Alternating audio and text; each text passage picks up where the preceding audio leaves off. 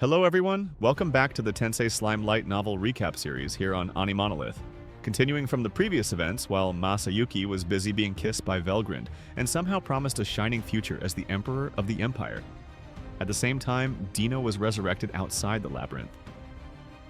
After regaining his composure, he immediately contacted Zelario through the telepathy net, reporting that the mission had completely failed and urging everyone to retreat. Meanwhile, Gracia and Pico were still fighting near the labyrinth's entrance, holding the escape route open. As long as Zelario hadn't withdrawn, they couldn't escape either. Dino, however, couldn't shake the heavy feeling in his chest. He had already sensed Cornu's death, which meant the campaign was now a total failure.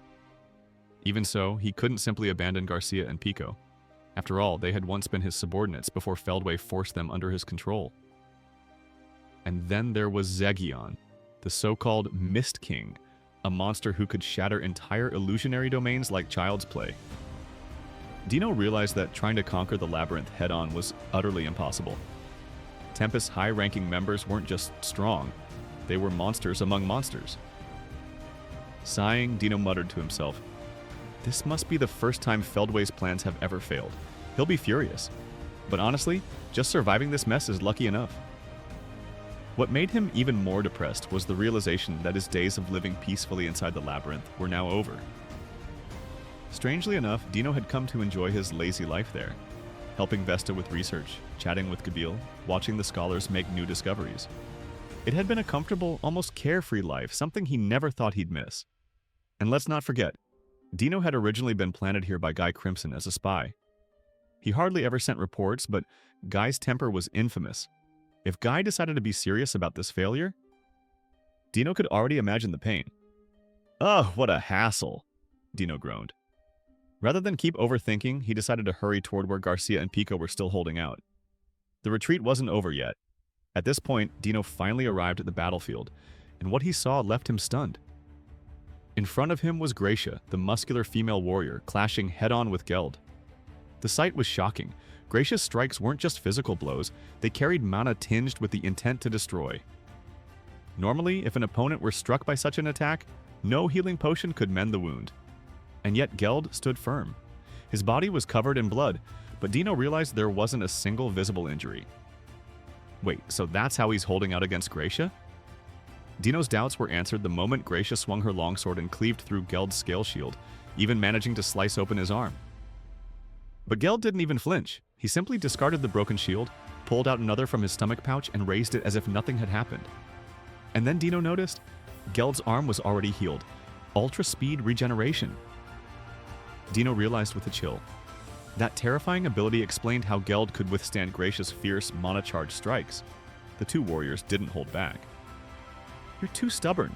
Do you even feel pain, or are you insane?" Gracia shouted. Is that so? Shouldn't I be praising you for that excellent blow instead?" Geld replied calmly. "Damn it! If I don't kill you in one strike, you just heal it right back." Their weapons clashed again, sparks flying as Geld's massive meat crusher slammed against Gracia's shield, sending shockwaves rumbling across the battlefield. Dust blew into Dino's eyes, and in that moment he realized something.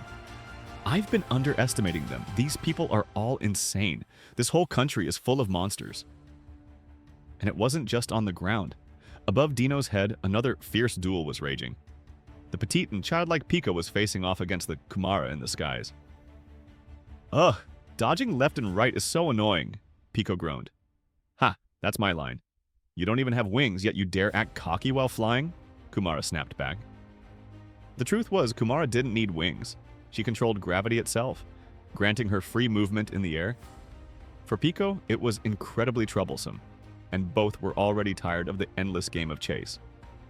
"Let's end this," Kumara declared. "That's exactly what I wanted to say," Pico shot back.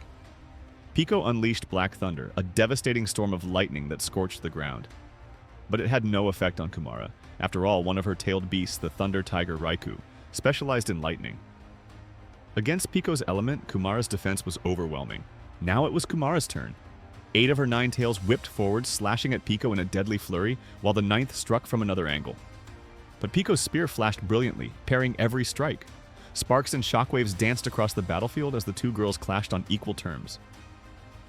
Watching all this, Dino could only swallow hard. His casual view of Tempest's fighters had been completely overturned. I really messed up. These guys are monsters through and through. The 12 Guardian Lords, what a terrifying group. Every single member was a threat, not just one or two. Even Dino had to admit it. Standing before him were Gracia and Pico, fallen seraphim whose energy levels rivaled those of awakened demon lords. In fact, Dino honestly thought they were stronger than him. That was why forcing these two into such a desperate struggle wasn't something to be taken lightly. But strength wasn't the real problem here. The issue was that both Gracia and Pico had been away from the battlefield for far too long. Now that they were locked in a drawn-out fight, frustration had begun to build. Their composure slipped. For warriors who once stood as the proudest of angels, even a small dent in their pride was unbearable.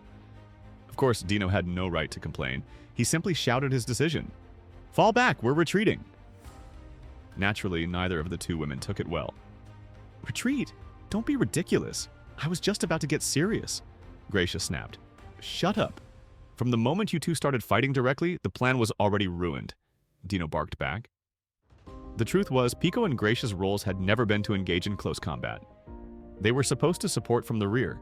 The fact that they'd been forced onto the front lines only proved that the enemy's power had far surpassed Feldway's calculations. A tactical victory here wouldn't mean anything. Strategically, the mission had already failed. "What do you mean, failed?" Pico's eyes widened. Dino sighed. "What else? I already told Zelario to retreat, and Cornu's probably dead by now. We didn't achieve a single objective. The operation's over." "Impossible. Feldway designed this plan. How could he misjudge the enemy?" "Well, he did. End of story." The shock was clear on their faces. Even Gracia, who had been fighting with overwhelming confidence, faltered at Dino's words. On the other hand, Geld and Kumara, their opponents, only looked prouder than ever. "So even you lost," Gracia muttered bitterly. "Hey, don't rub it in. Just pretend you didn't notice, okay?" Dino shot back without shame. Realizing there was no point in arguing further, Gracia exhaled and accepted the outcome. "Fine, but don't think this is over. Next time, I'll be in perfect condition." Geld nodded. "I look forward to it. You were holding back to stop the labyrinth from recovering, weren't you? Next time, let's fight without distractions." Gracia chuckled despite herself. "Heh, I like that. Until then." Their battle ended with a strange sense of mutual respect. Things were far less cordial between Pico and Kumara. "Touch. Your name's Pico, right? You're lucky I let you live today," Kumara sneered.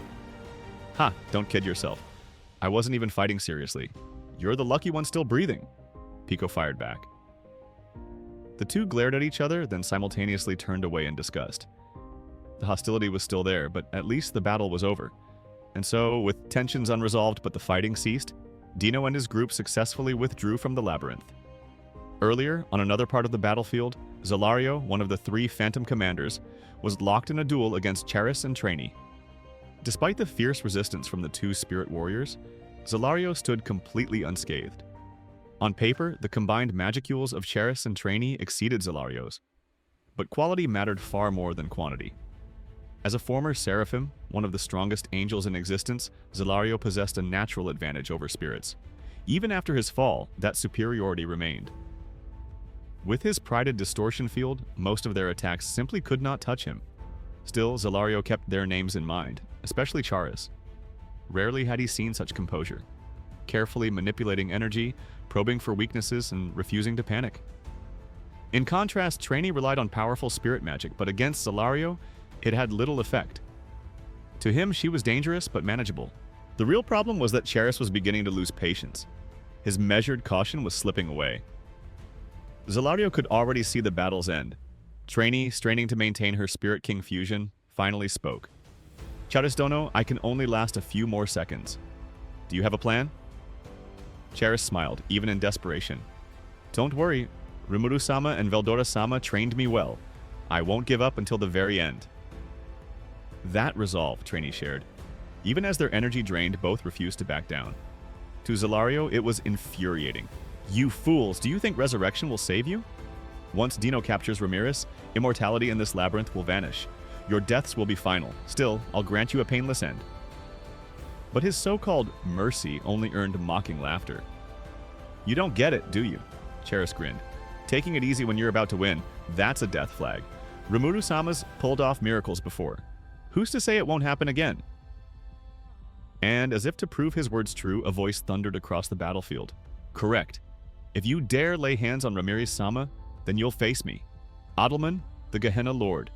The immortal king stepped forward, no longer just a necromancer, but Rimuru's unyielding guardian. And he wasn't alone. Another figure emerged, a knight clad in radiant mythical-grade armor. Albert, now reborn as the Gehenna Paladin, raised his sword with solemn grace. Honor means little compared to survival. Forgive me, but I will strike you with everything I have. Even Zelario had to acknowledge the danger in his aura. That blade could truly wound him. Then came the last arrival. Wenti, the Hell Dragon King, who had awakened from her evolutionary slumber to become a Gehenna dragon. Her presence lifted the number of Dragon Kings within the labyrinth to 5. What had begun as a hopeless clash for Cheris and Trainee had now shifted. The tide was turning, and for the first time, Zelario's composure wavered. And that, my friends, marks the end of Recap. Thanks for watching, and see you next time on AniMonolith.